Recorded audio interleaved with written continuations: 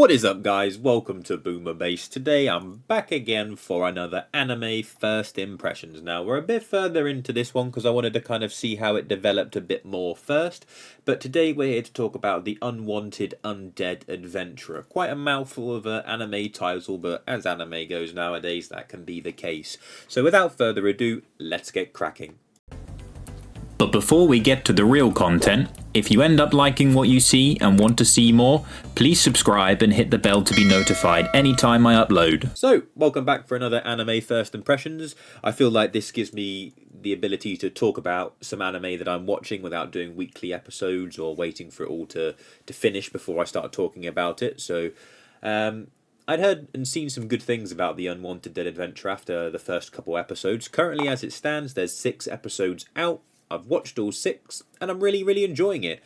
Now, some people might think it's quite slow, but I'm actually enjoying that aspect of the anime at the moment. I know it's based on a light novel that's also very slow, so pretty much it's a action-adventure anime, where it's kind of like that same sort of like almost fantasy-esque. You have like guilds, ranks of people, and they battle monsters and things like that, you know. So it's typical stuff that we're used to in anime. So our main character is Rent Finer. He is a, I think at the time, bronze class adventurer for the guild, and he goes to this moon labyrinth, and pretty much he finds a hole that wasn't on the map. And from that, he ends up seeing this very weird looking dragon that actually had like giant human arms. It was very weird, very bizarre looking, but it ended up killing him. And that was a kind of a very sort of gasping moment to start the anime. And before I talk any more, I've just realised, spoiler warning for anyone that doesn't want to know past really like the first episode. You've been warned. So, continuing with that, yeah, he then wakes up and he's a skeleton with very limited mobility. He can't really do much and has to kind of almost become a toddler and relearn to like walk again, which is quite, you know, a cool thing. You know, he's not, I don't think necessarily been reborn. I think potentially where it's going, it might be some sort of curse, or maybe it's potentially leaning towards a maybe magical power that Rent had. I don't really know at this point. It's not gone too much into that, but it's very slow in a nice way. Rent is doing a lot of inner monologuing. He's having time to set out how the world works, how, you know, killing certain monsters work for low level. Because Rent, you know, bless him, he's nothing special when it comes to an adventurer. He's had to grind and work very hard to be as good as he is for how weak he is. He doesn't have much power or anything like that. And slowly as it's going, as he's kind of getting grips to working his body and swinging a sword and things, he starts killing some of the monsters, absorbing their power, and eventually after a bit of time he becomes a ghoul. He has a reawakening, if you like. He digivolves or evolves into a ghoul, and he slowly starts to feel that he is getting actually stronger than his human form. But the problem is he looks like a ghoul, and then we end up meeting what I think is going to be one of the other supporting characters, Rena Rupage, who is a new adventurer who ends up helping him get some clothes. She starts to trust him, really, because, you know, he looks like a fucking ghoul. He starts to talk. It was very odd watching him talk, because he was like not talking very well. It was very like weird Japanese garble for the talking, but it worked, and I appreciated that. And then he goes into town to meet Klopp and Luca. They get some clothes, gets better weapons, things like that. Slowly just like upgrading, but on a very like slow, realistic pace rather than just boom, next power up, boom, next power up, boom, boom, boom. 12 episodes in, I'm the most powerful character in the world. You know, it's very slow. It's building up to be something that I think could be quite nice.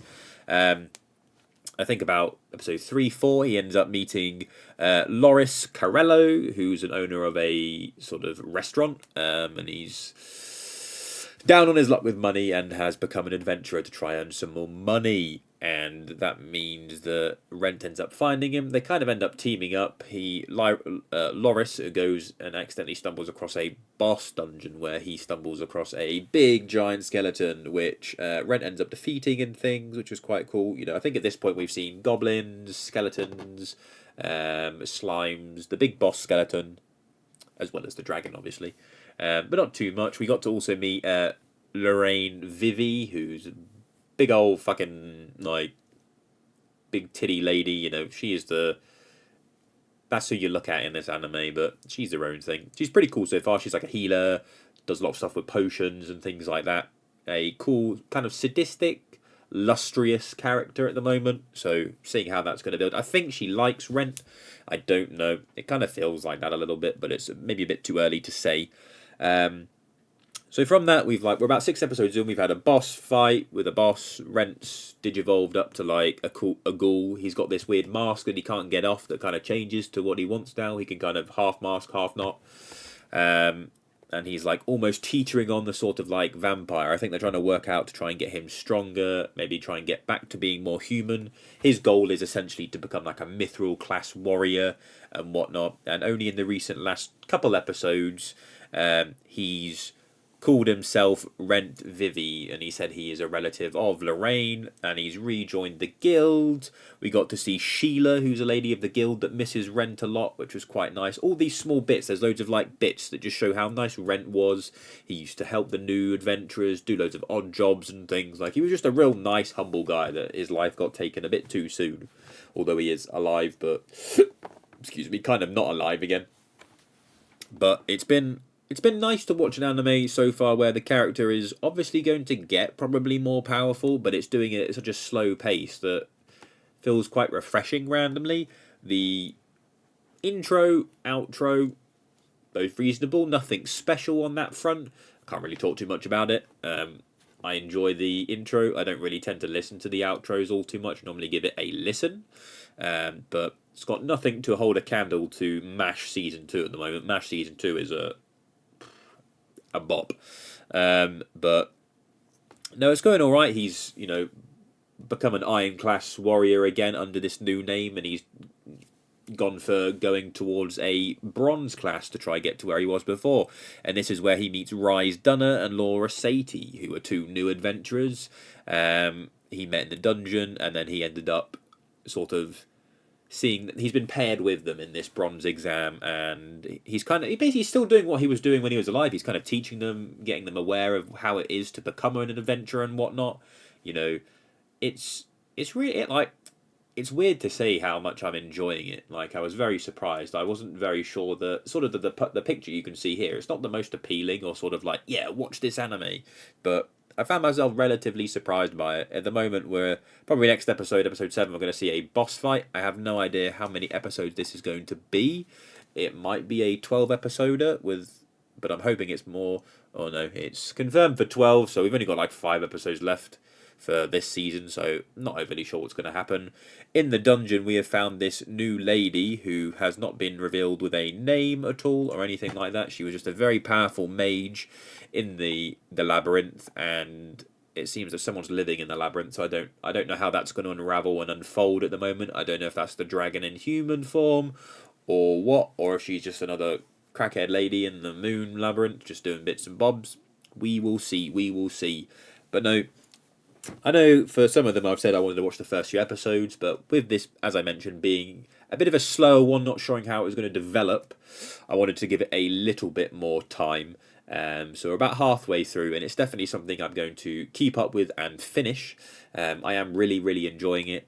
I think it's something not maybe new, but it's new to me. It's refreshing. It's the genre that I like. It's the type of tropes I like with a new character, sometimes being reborn, but getting more powerful, having a new lease of life, really, to fill out his true potential. Because he basically has, like, the brains, the know-how to be higher than a bronze/iron class, because I think he was iron, just where he left off, but he wasn't powerful enough to be really an iron. He just had enough wits about him to be an iron class, but he wants to get to a mithril class, so we'll see how things go.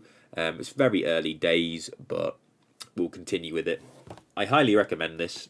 I think it's going to be a good, nice gem. It seems to have good reviews so far on the sort of high 7s, early 8s for the most part, and I think it's got like a 4.7, 4.8 on Crunchyroll, so that's pretty cool overall. People seem to be liking it. They like all the details. They like kind of the slowness of it. They like Rent as a character, which is always really nice. Like in the Buchigiri one, main character sucks ass. Rent, top tier. In the Wrong Way to Use Healing, he's an alright character. He's going to probably build up a lot more, which will be nice to watch, but no. I think that's it for this one. Thank you very much for tuning into another anime first impressions. I hope you're liking this style of video, although it's not much different, but in terms of like just, you know, going to a little bit about the new anime coming out, giving my 2 cents on it and whatnot. Drop a comment, leave a like, all that good stuff. Don't forget to like, comment, subscribe, all that good stuff, and tune into another episode of Anime Impressions. Take care now and toodle pip. Hey, thank you for watching the video. Click the button to keep watching, or click the other video for more videos, and don't forget to subscribe. Thank you.